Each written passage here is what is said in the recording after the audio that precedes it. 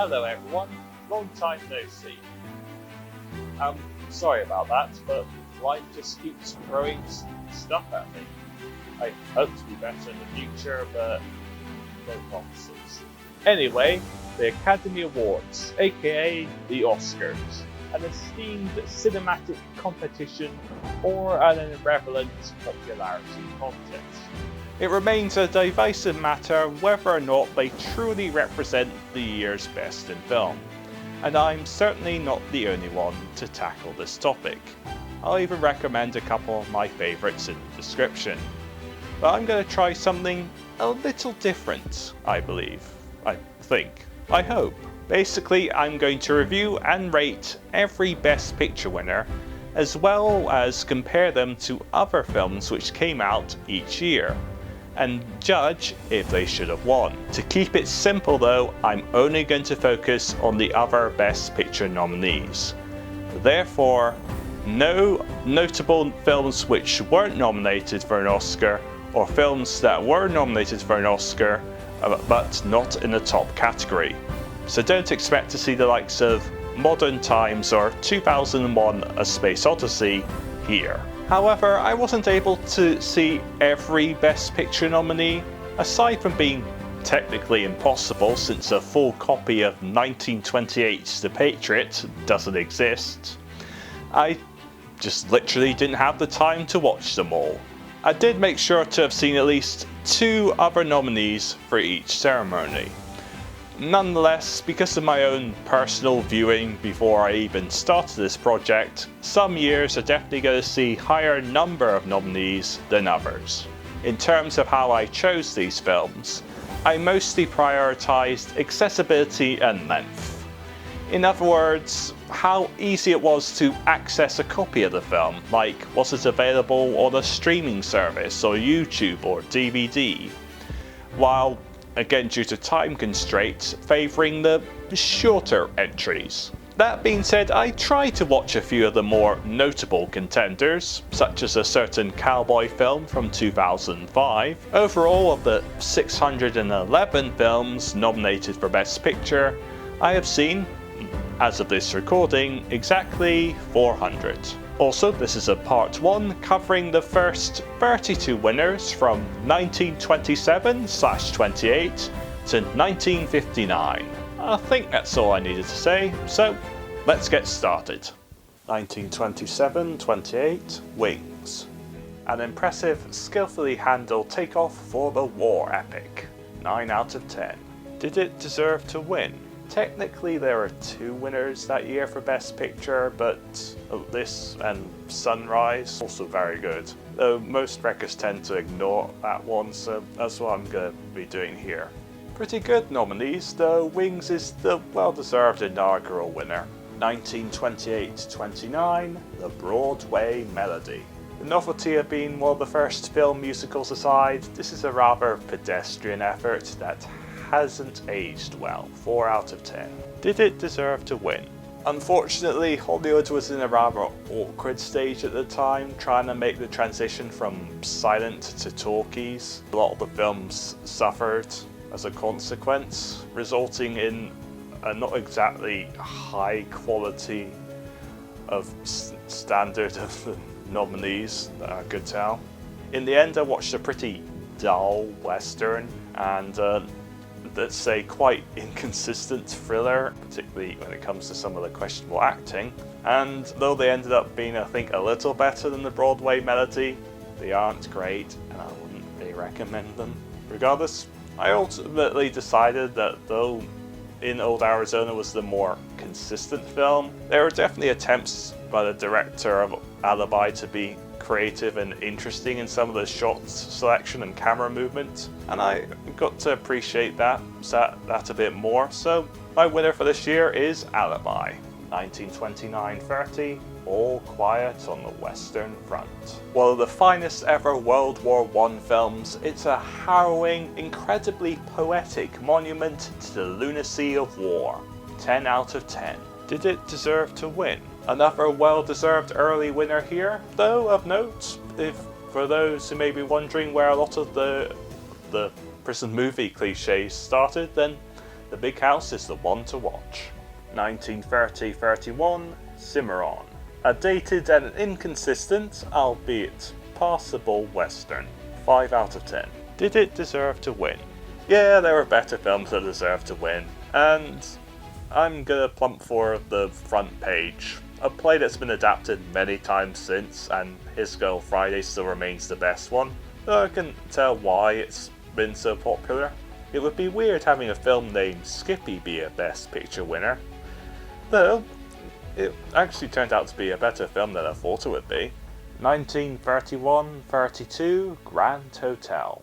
A satisfying check-in for a bevy of Hollywood's golden age stars. 7 out of 10. Did it deserve to win? Although Grand Hotel does a very good job of handling all those big name stars, in the grand scheme of things it isn't anything amazing. As for the other nominees, The Champ is a pretty good underdog story featuring a terrific performance from kid actor and Skippy star Jackie Cooper, while Shanghai Express has some stylish cinematography and memorable performance from Marlene Dietrich. In the end, I have to go for Shanghai Express.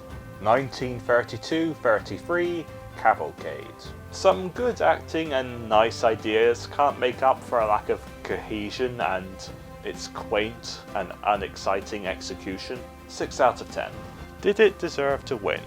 Although I appreciate its ambition, Cavalcade is a bit of a slog to get through, despite the occasional highlight. Meanwhile, we have a film that inspired a popular musical, and a film that is surprisingly bleak and dark given the time period. Easy recommendation, I'm a Fugitive from a Chain Gang is the winner.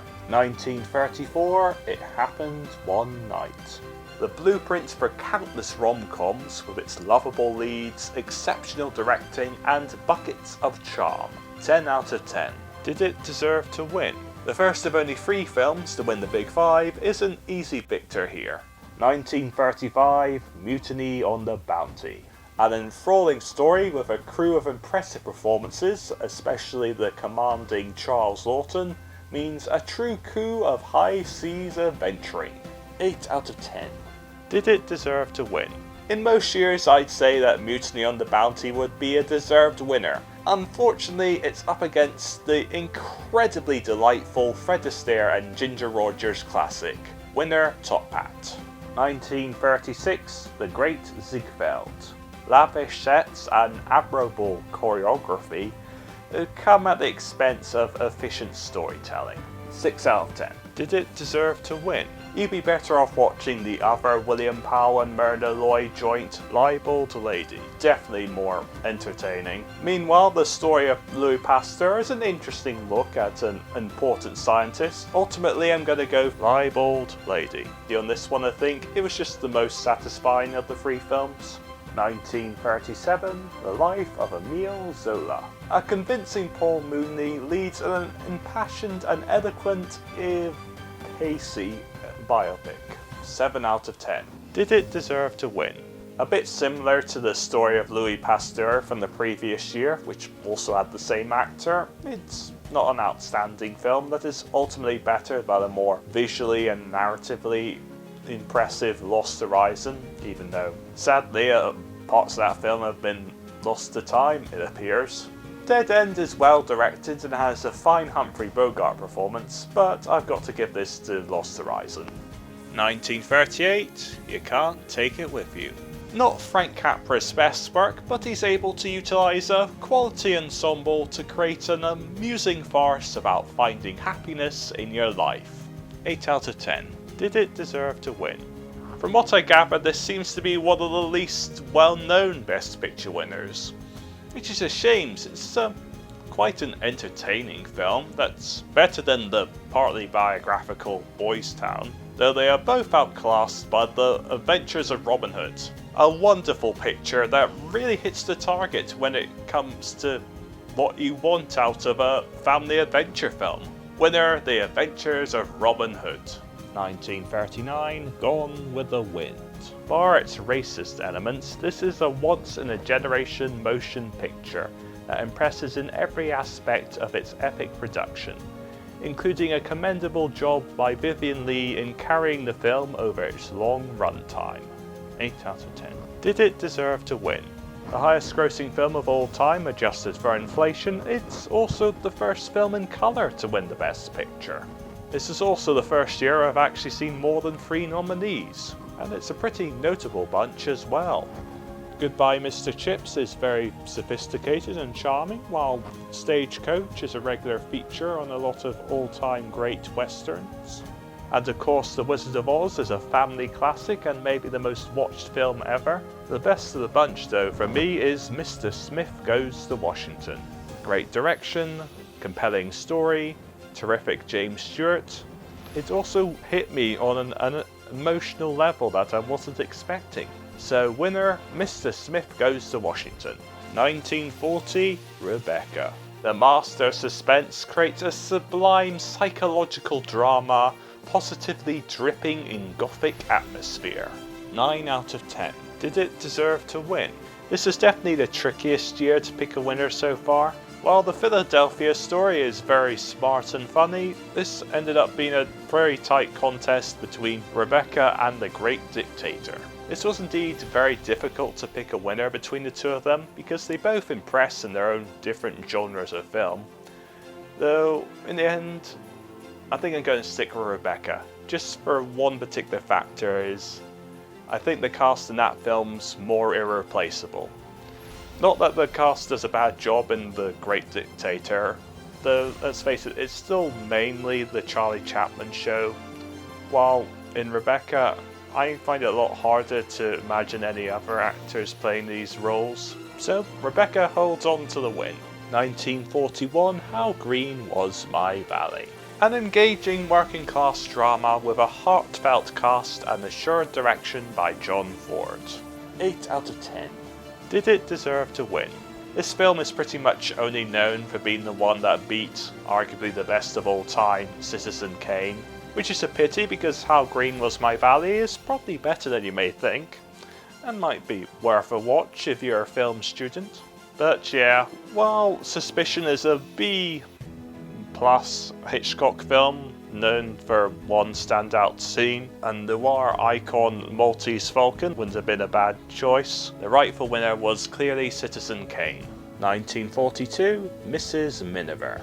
A moving melodrama with a marvellous lead in Greer Garson that fortunately doesn't overplay its propagandist elements. 8 out of 10. Did it deserve to win? Like 2 years prior, this was another very, very close contest between a couple of the films. And like that year, I'm also going to go with the one that won. I honestly couldn't put a finger on why I think Mrs. Miniver is the better film. Maybe it's due to my own sort of British bias. But there are maybe just a few more interesting moments and characters in that film, while The Pride of the Yankees occasionally felt like I'd seen a lot of familiar stuff in other baseball dramas. Oddly enough, both films do end on a nice monologue. Anyway, winner Mrs. Miniver.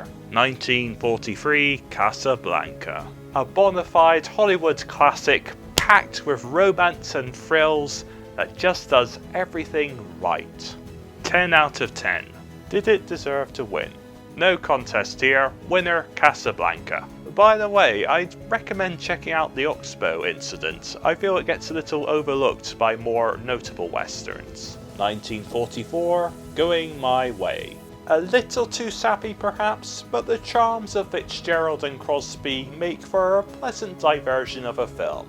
7 out of 10. Did it deserve to win? Not really, it's bettered by both of the other nominees I saw, with the winner going to the near-perfect film noir Double Indemnity. 1945, The Lost Weekend. There have been stronger vintages, but Wilder doesn't bottle it in procuring a resolute and transparent study of alcoholism. 8 out of 10. Did it deserve to win? Well, we've got our first sequel to be nominated for Best Picture in The Bells of St. Mary's, which is nearly as good as its predecessor, which was last year's winner. Meanwhile, Spellbound is a Hitchcock film which had its moments, but I felt like could have been better. Unfortunately, I didn't have time to see Mildred Pierce, which could have been a stronger contender, but regardless, it's cheers to the lost weekend. 1946, the best years of our lives. A well-observed, sobering look at post-war USA, admirably performed by its ensemble cast. 8 out of 10. Did it deserve to win? Like Mutiny and the Bounty, there's a number of years it could have been an easy winner, but unfortunately it's beaten not only by Henry V, which might be one of the best adaptations I've seen of a Shakespeare play, and It's a Wonderful Life. What can I say? Frank Capra and Jimmy Stewart make magic again. Winner, It's a Wonderful Life. 1947, Gentleman's Agreement. Not particularly exceptional as it once was, this is still a laudable attempt about tackling prejudice and anti-Semitism with a game cast. 7 out of 10. Did it deserve to win? Well, the few years where I managed to surprisingly see every nominee. And unsurprisingly, Gentleman's Agreement might be the weakest of the nominees, either that or Crossfire. As for who should have won, well, Miracle on 34th Street comes close, but just pipping it is Great Expectations. David Lean just does a first-rate job of adapting the quite episodic Dickens novel, which I confess is one of my favourite books of all time. Winner, Great Expectations. 1948, Hamlet. It was to be, in Olivier's pursuit in doing the bard's work cinematic justice, and it's almost hauntingly beautiful. 8 out of 10. Did it deserve to win? I feel like this version of Hamlet is sort of overshadowed by more modern interpretations, which is a pity because I think this does really come the closest to capturing the spirit of the play. It is a bit superior to Johnny Belinda, which features a terrific performance by Jane Wyman. Alas, it is bested by The Treasure of Sierra Madre. A thrilling quest for adventure and fortune should have been rewarded with this gold statuette. 1949, All the King's Men. Smartly written and cast, this is an engrossing look at the corruption of power. 8 out of 10. Did it deserve to win? While A Letter to Three Wives is a charming and respectable also ran, my vote has to be for The Heiress. An intense and intimate drama with a first-rate Olivia de Havilland that should have inherited the Best Picture honour that year. 1950, All About Eve. Fasten your seatbelts for a very witty and refined ride about fame and stardom, accompanied by a magnetic Betty Davis. 10 out of 10. Did it deserve to win? Well, this was another year that produced a cracking contest. No offence to Far for the Bride, but the clear threat here was the outstanding Sunset Boulevard. The debate over who should have won that year still rages on to this day from what I've seen. Unlike our other tight battles though, I'm gonna go for the challenger on this one. Just because the faults of All About Eve come to be a bit more easier than with Sunset Boulevard, such as Anne Baxter's performance as the titular Eve, I felt like could have been a bit stronger. Though it's still a well-deserved 10 out of 10 film, the award I believe should have gone to Sunset Boulevard. 1951, An American in Paris. An above-average musical enlivened by a radiant Leslie Caron and a tour de force last 15 minutes. 7 out of 10. Did it deserve to win? This one lacked a certain je ne sais quoi for me, and even at the time it was considered a surprise winner. Decision Before Dawn is an interesting war film I think has slipped through the cracks for a lot of people. The favourite that year though was A Streetcar Named Desire, which is unsurprising. It was the stellar choice to win. 1952, The Greatest Show on Earth. A remarkable showcase for life under the big top, even if it's mainly padding for a slim, cliched plot. 6 out of 10. Did it deserve to win? Impressive production, but it certainly belongs way down on the list of Best Picture winners, and is easily outdone by the other two nominees I've seen. With The Quiet Man, it offered a different side to John Wayne, away from his usual parade of cowboys and generals, and also just made me go, damn, that film looks gorgeous every so often. Meanwhile, High Noon is another Western classic, offering plenty of commentary and real-time thrills. Do not forsake me, because the winner is High Noon. 1953, From Here to Eternity. Tender and impactful World War II romantic drama with commendable acting all round. 8 out of 10. Did it deserve to win? From what I've seen and read, many think this film's a bit overrated, only really known for that scene on the beach and little else, which I feel is a bit unfair. There's a lot more going on it than Shane, even though the latter has more memorable scenes and moments. But both are surpassed by a certain romantic masterpiece starring Audrey Hepburn and Gregory Peck. Winner, Roman Holiday. 1954, On the Waterfront. An absolutely thrilling drama with an iconic Brando championing method acting alongside strong supporting players. 10 out of 10. Did it deserve to win? After a string of not quite deserved victors, On the Waterfront is more than just a contender, it is undoubtedly the worthy winner. 1955, Marty. An incredibly nice, moving and simple love story that many filmmakers dream of making but fail to accomplish. 9 out of 10. Did it deserve to win? I get the impression you may think I might be overrating this film a little bit, but even so, this was a surprisingly weak year, and Marty was the clear top dog. 1956, Around the World in 80 Days. What it lacks in depth, it makes up for in its extraordinary production, resulting in a fun, globe-trotting adventure. 7 out of 10. Did it deserve to win? The star of all 3 films that year was clearly the production. But with the 10 Commandments, although certain aspects would feel a bit dated and other parts I think were depicted better in DreamWorks' The Prince of Egypt, it probably has the least problematic elements of the 3 films, as well as the most memorable visuals. So it is written that the winner is The 10 Commandments. 1957, The Bridge on the River Kwai. A majorly gratifying film about war and pride, with sumptuous cinematography, great sets, complex script, and an excellent performance by Alec Guinness. 10 out of 10. Did it deserve to win? Don't say this often, but oh boy. I can't speak for the other nominees, but this is undoubtedly the tops when it comes to the quality of contenders, with a series of films that I couldn't recommend highly enough. Like with 1950, we're getting into really trying to pick your favourite child type territory. But, well, I've thought it over, and I think 12 Angry Men just edges it.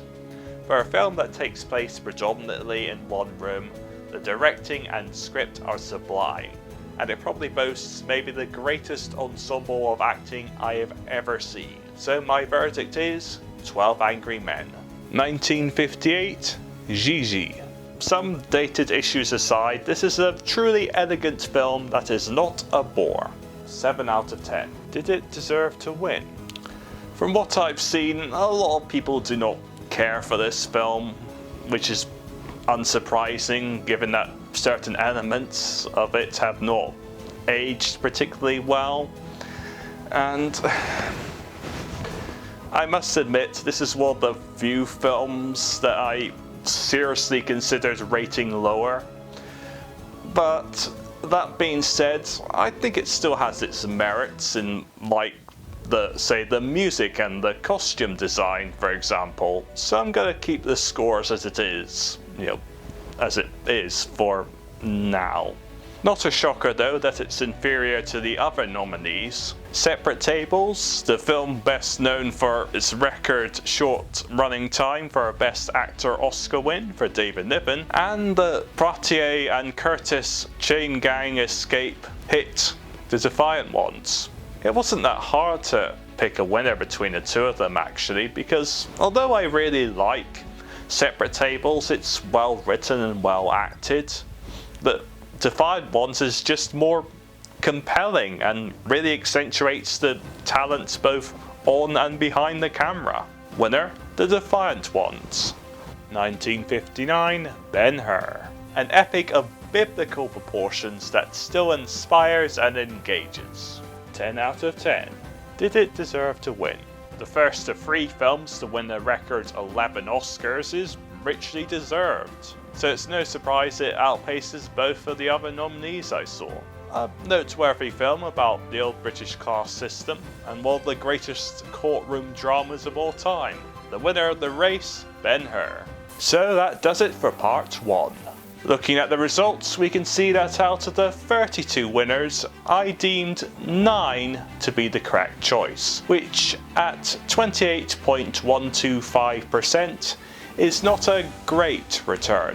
I'm not going to go deep into the analysis of why that is, but what I will say is when discussing a piece of art, the further back in time you go, the more likely the opinions and ideals of that time are going to deviate from today's.